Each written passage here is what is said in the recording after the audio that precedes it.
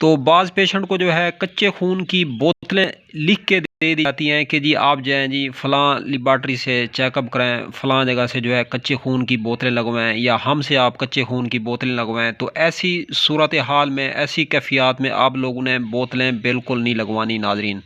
तो आप लोगों ने करना क्या है, ये टमाटर आपके सामने पड़ा हुआ है, ये यूँ समझ लें खून की बोतल है।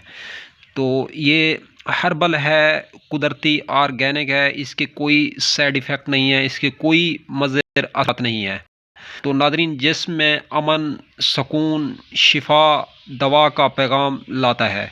तो इसको आप लोगों ने करना क्या है, टमाटर को तकरीबन जो है सुबह के टाइम 1 टमाटर और दोपहर के टाइम 1 टमाटर और शाम के टाइम 1 टमाटर फुल साइज़ का बड़ा टमाटर।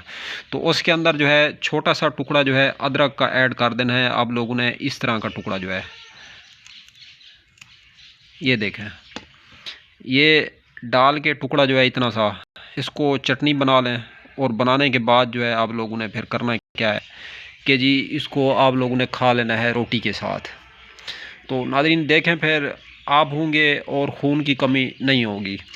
तो खून की कमी जो है जब पूरी होती है तो बदन में वैसे भी बीमारियां जो है निकलना शुरू हो जाती हैं।